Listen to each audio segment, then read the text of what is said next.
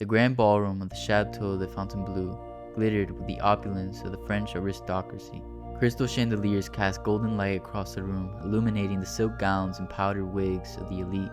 Claire de Beaumont stood at the edge of the dance floor, her blue eyes scanning the crowd.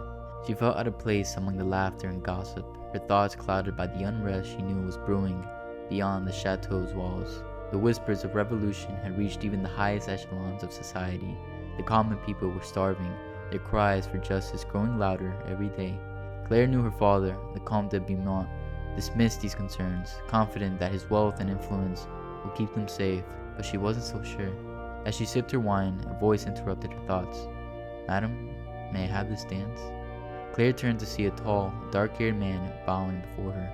He was dressed as a nobleman, but there was something different about him, an intensity in his eyes that didn't fit the idle amusement of the other guests. "I don't believe we've met," she said, raising an eyebrow. "Jean-Luc," he introduced himself, offering a charming smile. "A pleasure to make your acquaintance, madam." Claire hesitated for only a moment before placing her hand in his. They moved onto the dance floor, the music sweeping them into a graceful waltz.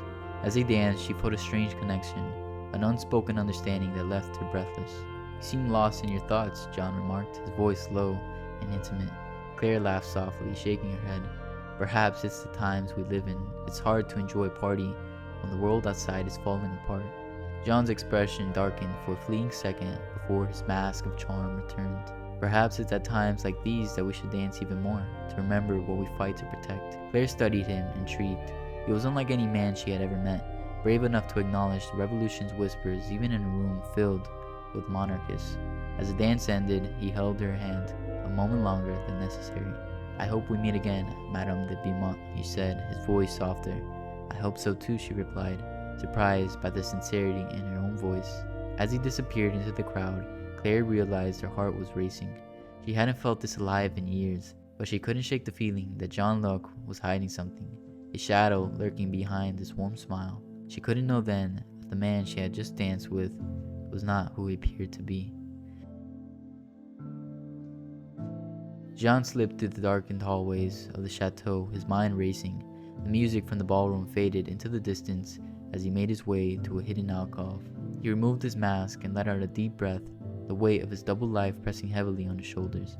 He was not Jean-Luc, a nobleman of Paris. He was simply John, a revolutionary spy embedded in the heart of the enemy world. His true mission was to gather information and assassinate the Comte de Beaumont, one of the king's most trusted allies. The mission was months in the making, a crucial step in the revolution's plans to topple the monarchy. But tonight had complicated everything. He hadn't expected to meet Claire, the Comte's daughter. He hadn't expected to feel anything at all. He clenched his fists, leaning against the cold stone wall. Her smile had disarmed him. Her laughter had warmed a part of him he thought was long dead. It was a distraction he couldn't afford. He knew that if his comrades learned of his growing attachment, it would put both their lives in danger. "Jean," a voice hissed from the shadows. He turned to see Pierre, his contact in the revolution, emerging from the darkness. "You're late," Jean muttered, trying to compose himself. "Had to avoid the guards," Pierre replied, his eyes narrowing. "What did you find out tonight? Did you get close to the comet?" John hesitated. "Not yet, but I made contact with his daughter. She could be our way in." Pierre's expression soured. "The daughter? She's a pawn, Jean. We need the comet. Don't let sentiment cloud your judgment." Jean nodded, forcing himself to agree. "I know what I have to do." "Good," Pierre said sharply. "The comet leaves for Versailles in 3 days. That's when you strike. We can't afford any mistakes." Jean's heart twisted painfully. He nodded again, more out of habit than conviction. Pierre disappeared back into the shadows, leaving Jean alone with his thoughts. He knew his duty, the cause he had pledged his life to, but as he thought, Claire's bright eyes and genuine smile, doubt gnawed at him. He had spent years fighting for the revolution, driven by hatred for the aristocracy that had crushed the common people under its heel, and now he felt something he hadn't felt in a long time. Hope. Jean straightened, slipping his mask back on before heading back towards the ballroom. He would have to see Claire again, and he would have to use her to get closer to her father, but he couldn't deny the sickening feeling in his gut that told him he was crossing a line that he couldn't uncross. He had come here as a spy, but he was starting to feel like a man torn between two impossible choices. Claire sat on the balcony of her family's estate, the moonlight casting a silvery glow across the gardens below. She held the letter in her hand, crumbled slightly from how tightly she had clutched it. It was from John, inviting her to meet him by the scene at midnight. She knew it was risky, but she couldn't help herself. Something about him called her, a kindred spirit she hadn't realized she needed. She slipped away from the estate under the cover of darkness, her heart pounding in her chest. The streets were quieter than usual, palpable tension hanging in the air. The revolution was gaining momentum, and she could sense that something big was coming. But for now, all she could think about was John. She found him standing by the riverbank, his back to her, staring out at the water. He turned as she approached, his face softening when he saw her. "You came," he said, his smile tugging at his lips. "Of course I did," Claire replied, her voice barely above a whisper. She stepped closer, feeling a magnetic pull between them. They stood there in silence for a moment, the sounds of the river filling the space between them. Finally, John took her hands in his expression serious. "Claire, there's something I need to tell you," he began, his voice filled with an uncharacteristic hesitation.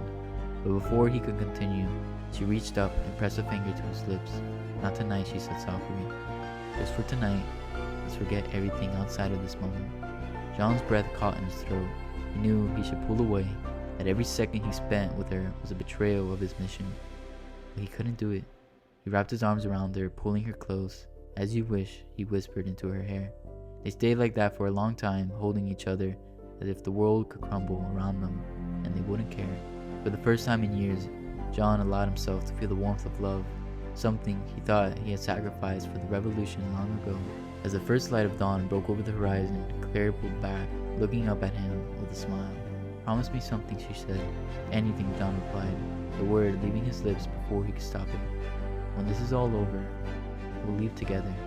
We'll find a place far from the chaos and start over." John's heart ached with the weight of the promise he couldn't keep. He kissed her forehead, his lips lingering there. "I promise," he said, knowing it was a lie. In that moment, he realized the depth of his love for her and the impossible choice that lay before him. The sun hung low over Paris, casting long shadows as the city braced itself for the storm brewing within its walls. The streets were filled with whispers of rebellion, and the anger of the people simmered just below the surface. Claire hurried through the narrow alleys, her heart heavy with an unshakable sense of foreboding. She was on her way to meet with John at a secluded cafe, the place they had chosen for their secret rendezvous. When she arrived, John was already there, seated in the corner, his eyes dark and distant. He looked up as she approached, a flicker of something she couldn't quite read passing across his face. Guilt, perhaps. "John, what's wrong?" Claire asked, sitting down across from him. She reached for his hand, but he pulled away, staring out at the window instead. "There's something you need to know, Claire," he said quietly, his voice strained. "Something I've kept from you." Claire's smile faltered. She had felt the distance between them growing in the past few days, but she had chalked it up to the streets of the revolution, the uncertainty of their future. "What is it?" she asked, fear creeping into her voice. John took a deep breath as if gathering his courage. "I am not who you think I am," he began. "My name isn't John Luck de Auburn. I'm a spy for the revolution. My real mission was to infiltrate the nobility and assassinate your father." The words hung in the air, heavy and final. Claire felt as the ground had been pulled out from under her. She stared at him, unable to process what she had just heard. "No," she whispered, shaking her head. "This can't be true. You're lying." John's eyes were filled with anguish. "I wish I were. When I first met you, it was all part of the plan. I was using you to get closer to your father, but then I fell in love with you, Claire. That wasn't supposed to happen." Claire stood up abruptly, her chair scraping against the floor. "How dare you," she hissed, tears welling up in her eyes. "You lied to me this entire time. You used me." John rose as well, reaching out for her, but she stepped back. "Please, Claire, listen to me. I never meant for this to happen. I never wanted to hurt you." "But you have," she said, her voice breaking. "You shattered everything." Just then, Pierre was at the doorway, his eyes narrowing as he took in the scene. "John, what's going on?" he demanded, glancing at Claire. "You're supposed to act tonight. The comet is at his estate." John turned to face Pierre, his expression hardening. "The plan has changed," he said. Pierre's eyes widened with shock and fury. "What do you mean? We don't have time for this." John's voice was cold, resolute. "I'm not going to kill him." Claire's breath caught in her throat. She looked at John, confusion and hope mingling on her face. "What are you saying?" "I'm saying I choose you, Claire," John said, his voice firm. "I can't do this. I can't be a part of this violence anymore." Pierre's face twisted with rage. You're a traitor, he spat.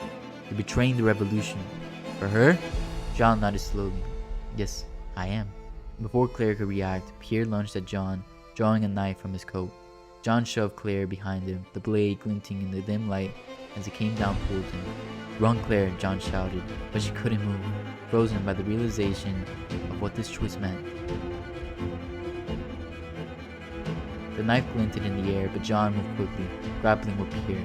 The two men struggled, their bodies slamming against the tables and chairs, as a few patrons in the cafe screamed and fled. Claire watched in horror, her heart pounding as a man she loved fought for his life against a friend who had become his enemy. You're making a mistake, John, Pierre shouted, his face twisted with fury. The revolution needs you. We need to strike now. John grunted, wrenching the knife from Pierre's grip and tossing it across the room. I'm done with this, he said, with clenched teeth. The violence, the lies, it has to end. Pierre lunged at him again, but John was ready. He shrugged Pierre across the face, sending him sprawling to the ground. Blood trickled from Pierre's lips as he glared up at John, hatred burning in his eyes. You're a fool, Pierre spat. You're throwing everything away for her. John glanced back at Claire, his eyes filled with a sorrowful love. Maybe I am, he said softly. For the first time, I feel like I'm making the right choice. Pierre lunged for the knife again, but Claire acted before she realized what she was doing. She stepped forward, grabbing the blade and holding it out, her hand shaking. Enough, she cried. No more bloodshed, please. Pierre hesitated, his expression torn between rage and disbelief. He looked at Claire and then back at John, his face contorting with disgust. You're both traitors, he said. The revolution will not forgive this. John stepped in front of Claire, shielding her with his body. Then let them come for me, he said. But you have to go through me first. For a tense moment, nobody moved. Then, with a snarl, Pierre turned and fled, disappearing into the shadows of the street. Claire dropped the knife, her whole body trembling. John turned to her, taking her hands in his. Are you hurt, he asked, his voice gentle. Claire shook her head, tears spilling down her cheeks. No, but you... John, you've given up everything. John smiled sadly, brushing a tear from her face. I gave up nothing, he whispered. I found something worth more than any cause. They stood there, holding each other as the first rays of dawn broke over Paris. The city was waking up to a new day, the revolution raging on in the distance. But for Claire and John, time seemed to stand still. What happens now? Claire asked quietly. We leave, John said. We go far away from here and start a new life, if you'll have me. He kissed her then, a kiss filled with all the promise of a future they'll build together. They turned and walked away from the cafe, hand in hand, leaving behind the city that had brought them together and almost torn them apart. The revolution will continue, but for John and Claire, they have found their own victory, in love, in sacrifice, and in the choice to live for each other.